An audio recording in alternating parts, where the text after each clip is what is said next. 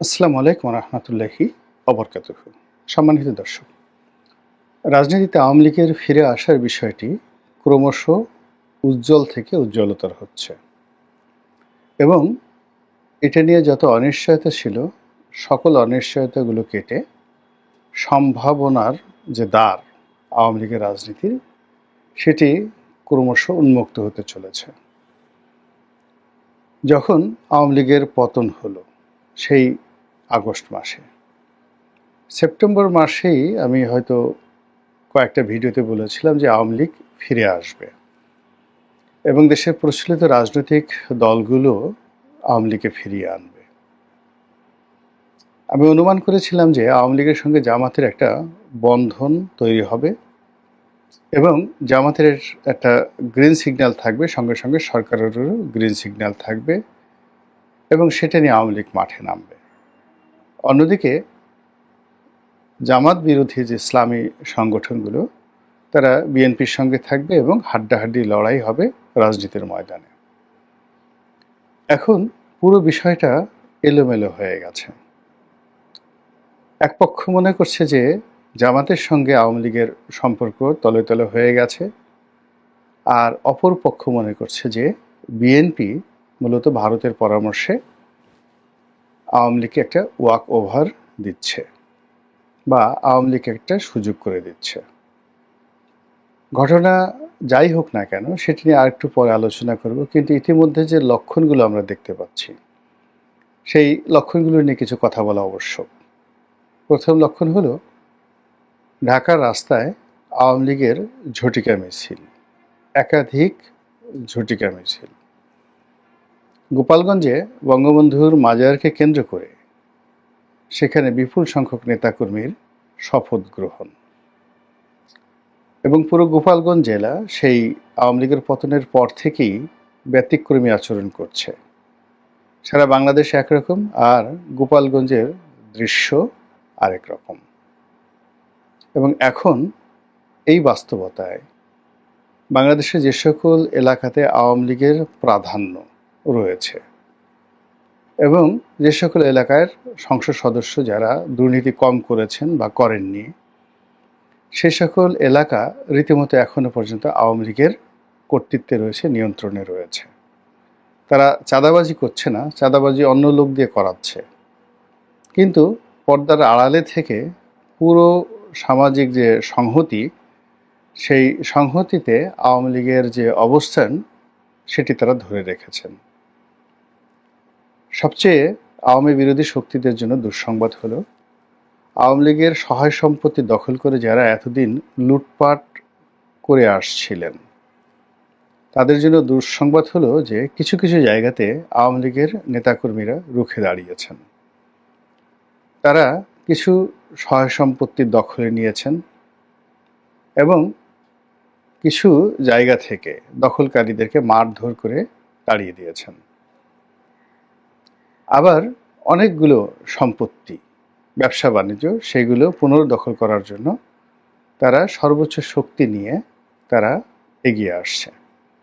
এবং এক্ষেত্রে তাদের পলিসি, অর্থাৎ যদি সমন্বয়কদেরকে মোকাবেলা করতে হয় তারা জামাতের সাহায্য নিচ্ছে, জামাতকে যদি মোকাবেলা করতে হয় বিএনপির সহযোগিতা নিচ্ছে, বিএনপিকে যদি মোকাবেলা করতে হয় তাহলে জামাত এবং সমন্বয়কদের সাহায্য নিয়ে স্থান কাল পাত্রভেদে তারা দ্রুত সিদ্ধান্ত নিচ্ছে। ইতিমধ্যে শেখ হাসিনার বেশ কয়েকটি অডিও ক্লিপ ভাইরাল হয়েছে। তিনি যেভাবে কথা বলতেন আগে, এই আসছি কাল আসছি, এটা করবো ওটা করবো, সেগুলো না বলে অত্যন্ত দৃঢ়তার সঙ্গে বলেছেন যে এখন থেকে আর কোনো ছাড় নয়। যদি ডান গালে কেউ একটি থাপ্পড় মারে, বাম গাল এগিয়ে না দিয়ে যেভাবে থাপ্পড় দিয়েছে ওইভাবে সজোরে প্রতিপক্ষের গালে থাপ্পড় মারতে হবে। এখন এই থাপ্পড় কিভাবে মারবে সেটা ওই স্থানীয় আওয়ামী লীগ নেতাকর্মীদের দায়িত্ব এবং কর্তব্য। নির্যাতিত হয়ে কান্নাকাটি করা যাবে না, নির্যাতিত হয়ে পালিয়ে যাওয়া যাবে না এবং নির্যাতিত হয়ে কোনো অবস্থাতে পিছু টান দেওয়া যাবে না, রুখে দাঁড়াতে হবে।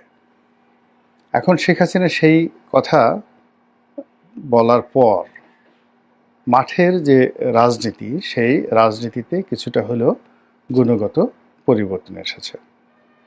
আমরা দেখেছি যে সাবেক পররাষ্ট্রমন্ত্রী প্লাস সাবেক তথ্যমন্ত্রী ডক্টর হাসান মাহমুদ, যিনি খুবই আলোচিত ছিলেন, খুবই সমালোচিত ছিলেন তার জমানাতে, সেই মানুষটির গ্রামের বাড়ি চট্টগ্রামের, তাদের যে গ্রামের বাড়ি, সেই গ্রামের বাড়ি বেদখল হয়েছিল এবং তিনি প্রবাসে আছেন, সুইডেনে আছেন, এটা আমরা সবাই জানি। তো তার সেই বাড়িতে হঠাৎ করে দেখা গেল যে তার নিজস্ব লোকজন সেখানে বসবাস শুরু করেছেন এবং সেই দৃশ্য ধারণ করার জন্য স্থানীয় কিছু সাংবাদিক যখন ক্যামেরা নিয়ে সেখানে উপস্থিত, অমনি সেই বাড়িতে যারা বসবাসরত লোকজন তারা সেই সাংবাদিকদের উপরে রীতিমতো ঝাঁপিয়ে পড়লো, ক্যামেরা ভাঙচুর করলো এবং তাদেরকে সেখান থেকে তাড়িয়ে দিল। এরকম একটা ভিডিও ফুটেজ রীতিমতো ভাইরাল হয়ে পড়েছে। সাংবাদিকরা, স্থানীয় সাংবাদিকরা চিৎকার করে বলছিলেন যে পুলিশ তাদেরকে কোনো সহযোগিতা করেনি, বরং দাঁড়িয়ে দাঁড়িয়ে তারা তামসা দেখছিল। এই যে আওয়ামী লীগের ফিরে আসা, অধিকতর শক্তি নিয়ে ফিরে আসা, এটা নিয়ে একটা আওয়াজ হচ্ছিল অনেক দিন থেকে। আওয়ামী লীগ ফিরে আসবে, ভয়ঙ্করভাবে আওয়ামী লীগ ফিরে আসবে, ছাত্রলীগ ফিরে আসবে, ভয়ঙ্করভাবে ছাত্রলীগ ফিরে আসবে, যুবলীগ ফিরে আসবে, ভয়ঙ্করভাবে ফিরে আসবে। এই কথাগুলো বিভিন্ন জায়গাতে তারা প্রচার করেছে। কখনো কখনো যে কোনো রেল স্টেশন, কখনো কখনো কোনো মসজিদ, কোনো সরকারি দপ্তর, এমনকি ব্যাংক বিমার যে অফিসগুলোর যে সাইনবোর্ড থাকে, সেই সাইনবোর্ডে, ডিজিটাল সাইনবোর্ডে হঠাৎ করে এই শব্দগুলো ভেসে উঠত, ছাত্রলীগ ফিরে আসছে আগের চেয়ে শক্তিশালী হয়ে, আরও ভয়ঙ্করভাবে। এখন তার কিছু নমুনা এই সাম্প্রতিক সময় দেখা দিয়েছে। কারণটা কি? এই কারণের পেছনে আপনি 100টি কারণ বলতে পারবেন। প্রথম কারণ হিসেবে বলা যেতে পারে বর্তমান অন্তর্বর্তীকালীন সরকারের যে ব্যর্থতা, এটি ক্রমশ মানুষের সহ্যের সীমা ছাড়িয়ে যাচ্ছে। 2 নম্বর হলো সরকার যা কিছু করার চেষ্টা করছে সবই লোক দেখানো, মানুষজন বিশ্বাস করছে না এবং তাদের কর্মকাণ্ড, কথাবার্তা সব কিছুর মধ্যেই কাজের চাইতে নাটক বেশি। আমরা যে কথাগুলো বলি, নাটক কম করো প্রিয়। এর ফলে মানুষের মুখ দিয়ে বের হয়ে যাচ্ছে আগেই ভালো ছিলাম। এখন এটা আপনি বন্ধ করতে পারেন, অত্যাচার করতে পারেন, জুলুম করতে পারেন, কিন্তু ব্যাপারটা হলো মানুষের মুখ তো আপনি বন্ধ করতে পারবেন না। সে মানুষের মুখ থেকে July, August, September, October, November, অর্থাৎ 2024 সালের নভেম্বর থেকেই মানুষের মুখ থেকে বের হয়ে যাচ্ছে যে আগেই ভালো ছিলাম। 2 নম্বর হলো কিছু অদ্ভুত অদ্ভুত শব্দ, যেমন পদ্মা সেতু দিয়ে চলতে গেলে, মেট্রো রেল দিয়ে চলতে গেলে, তারপর এক্সপ্রেসওয়ে দিয়ে চলতে গেলে শুধু বারবার মনে হয় এত কৃতজ্ঞ বা অকৃতজ্ঞ মানুষ হতে পারে, এত বেঈমান হতে পারে কেউ। এই জিনিসগুলো ফেসবুকে এবং ওয়ালে বারবার ছেড়ে দেওয়া হচ্ছে এবং এটা প্রমোট করা হচ্ছে। ফলে কি হলো, আওয়ামী লীগ জমানার যে উন্নয়নমূলক কর্মকাণ্ড, তার পেছনে যে হাজার কোটি বা লক্ষ কোটি টাকার যে দুর্নীতির অভিযোগ, সেই অভিযোগগুলোকে ক্রমশ ভুলিয়ে দেওয়া হচ্ছে এবং এটাই আমাদের দেশের নয়, সারা দুনিয়ারই একটা সাধারণ ট্রেন্ড। মানুষ বর্তমানকে স্মরণ করে, অতীতকে ভুলে যায়। দ্বিতীয় যে সমস্যা, সেটি হলো রাজনীতিতে এমন কিছু মেরুকরণ হচ্ছে যেগুলো জুলাই আগস্ট বিপ্লবের পরে কল্পনা করা যায়নি। এখন আমাদের দেশের শতকরা 100 জনের মধ্যে 100 জন মানুষ বিশ্বাস করেন ডক্টর মোহাম্মদ ইউনূস রাজনীতি করতে চান, তিনি ক্ষমতায় থাকতে চান।